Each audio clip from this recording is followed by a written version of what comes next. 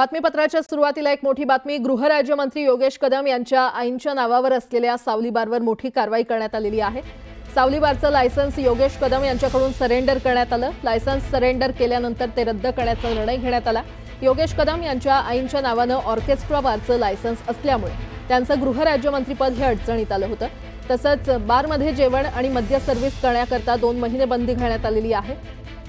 यानुसार बारची पूर्ण मान्यता रद्द होणं ही प्रक्रिया अजून पूर्ण झाली नसून बारचा गुमास्ता, अन्न औषध परवाना आणि मद्य परवाना हे अजून रद्द झालेलं नाहीये। तर गृहराज्यमंत्र्यांच्या आईच्या नावावर बारचं लायसन्स असल्याचा प्रश्न आमदार अनिल परब यांनी विधिमंडळात उपस्थित केला होता। या संदर्भात त्यांनी कागदपत्र देखील दाखवली होती। मुख्यमंत्र्यांनी योगेश कदम यांचा राजीनामा घ्यावा म्हणून परब आक्रमक झाले होते। आणि या संदर्भात अधिक माहिती देत आहेत आमच्या प्रतिनिधी प्रणाली कापसे आपल्यासोबत जोडल्या गेलेल्या आहेत। प्रणाली, गृहराज्यमंत्री योगेश कदम यांच्या आईच्या नावावर खरं तर सावली बार होतं आणि त्यावर आता मोठी कारवाई करण्यात आलेली आहे। लायसन्स कदम यांनी सरेंडर केलेलं आहे आणि ते लायसन्स रद्द करण्यात आलं असल्याचं कळतंय। काय अपडेट? मी सध्या मुंबईच्या त्याच कांदिवली परिसरातल्या सावली बारच्या बाहेर आहे। याच सावली बारमुळे जे गृहराज्यमंत्री योगेश कदम जे आहेत ते अडचणीत आलेले होते। या सावली बारच्या चा परवाना जो आहे तो योगेश कदम यांच्या आईच्या नावावर आहे आणि या ठिकाणी मे महिन्यात एक रेड टाकण्यात आलेली होती आणि ऑर्केस्ट्राच्या नावावर या ठिकाणी डान्स बार चालवला जात असल्याचं तक्रार आल्यानंतर हा छापा टाकण्यात आला होता आणि तब्बल 22 महिलांना या ठिकाणी ताब्यात घेण्यात आलेलं होतं। तर त्याचबरोबर 22 पुरुष जे आहेत जे या ठिकाणी सर्व्हिस घेत होते त्यांना सुद्धा ताब्यात घेण्यात आलेलं होतं। हे प्रकरण माजी मंत्री अनिल परब यांनी सभागृहामध्ये अधिवेशनाच्या कालावधीमध्ये उपस्थित केलेला होता आणि त्यांनी योगेश कदम यांच्या राजीनाम्याची मागणी केलेली होती। आता हे प्रकरण आपल्याला माहिती आहे की नंतरच्या काळामध्ये प्रकरण वाढलं आणि हा रेस्टॉरंट जो आहे तो मे महिन्यामध्ये जेव्हा याच्यावर कारवाई करण्यात आलेली होती तेव्हापासून बंद करण्यात आलेला होता, परंतु आता त्यात पुढची कारवाई झालेली आहे। या रेस्टॉरंटमधला जो ऑर्केस्ट्राचा जो परवाना होता तो रद्द करण्यात आलेला आहे। रेस्टॉरंट आणि बार चा जो परवाना आहे तो मात्र अजून रद्द करण्यात आलेला नाहीये। ती प्रक्रिया सुरू असल्याचं कळतं आहे, परंतु या ठिकाणी ऑर्केस्ट्राच्या नावावर जो डान्स बार सुरू होता तो मात्र आता या ठिकाणी बंद करण्यात आलेला आहे। कारण ऑर्केस्ट्राचा नावावर जो डान्स बार सुरू होता तो ऑर्केस्ट्राचा परवाना जो आहे तोच रद्द करण्यात आलेला आहे। त्यामुळे या सावली बारमध्ये यापुढे ऑर्केस्ट्रा होणार नाही हे जवळपास स्पष्ट आहे।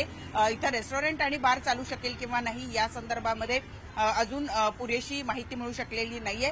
ती प्रक्रिया सुद्धा सुरू असल्याचं कळत आहे, परंतु खात्रीलायक सूत्रांनी जी माहिती दिली आहे त्यानुसार ऑर्केस्ट्राचं लायसन्स जे आहे ते रद्द करण्याची प्रक्रिया झालेली आहे। परंतु त्यामुळं या रेस्टॉरंट आणि बारवरचं कारवाई झालेली असल्यामुळं योगेश कदम यांचा राजीनामा घेऊ नये किंवा असा काही प्रकार येत्या काळामध्ये घडेल का, तर तसं सांगता येत नाही। कारण अनिल परब पुढच्या थोड्या वेळातच पत्रकार परिषद घेत आहेत आणि बार रेस्टॉरंटवर कारवाई केली किंवा परवाने रद्द केले यामुळे योगेश कदम यांच्यावरची कारवाई जी आहे त्याची जी टांगती तलवार आहे ती अजून हटलेली नाही। योगेश कदम यांच्यावर कारवाई होते का किंवा ती कारवाई व्हावी यासाठी विरोधक अजूनही आग्रही असल्याचं दिसतंय।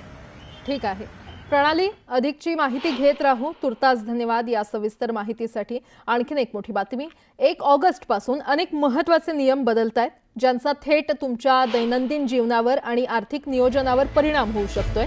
यामध्ये UPI वापराच्या नियमांपासून ते LPG गॅसच्या किमती आणि बँकिंग क्षेत्रातील बदलांचा समावेश आहे। कमर्शियल LPG गॅस सिलेंडर स्वस्त झाला असून UPI ऑटोपेच्या व्यवहारांमध्ये देखील एक मोठा बदल झालेला आहे।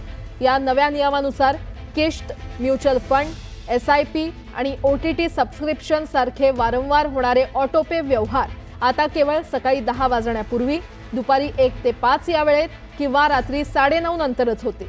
तर तुम्ही दिवसातून केवळ 50 वेळाच बँक खात्याचा बॅलन्स तपासू शकणार आहात।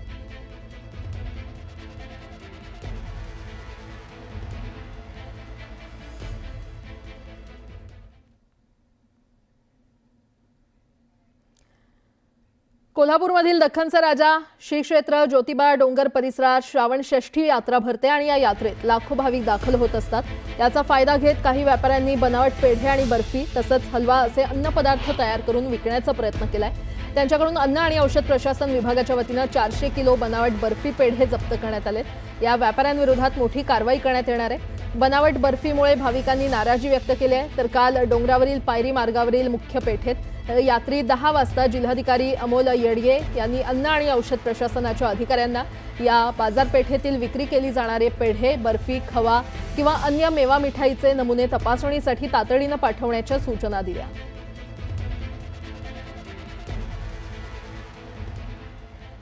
तिकडे बारामती इंदापूर एसटीमध्ये एका माथे फिरूनं एका प्रवाशावर कोयत्यानं हल्ला केल्याची घटना घडली आहे। या हल्ल्यामध्ये हा प्रवासी गंभीररित्या जखमी झाल्यानंतर माथे फिरूनं स्वतःवर देखील वार केला। बारामती तालुक्यातील काटेवाडी या ठिकाणी एसटी असताना हा संपूर्ण प्रकार घडलेला आहे। इंदापूर एसटीमध्ये हा प्रकार घडलेला आहे। का प्रवाशावर माथे फिरूनं हल्ला केला आणि त्यानंतर स्वतःवर देखील त्यानं वार करून घेतला।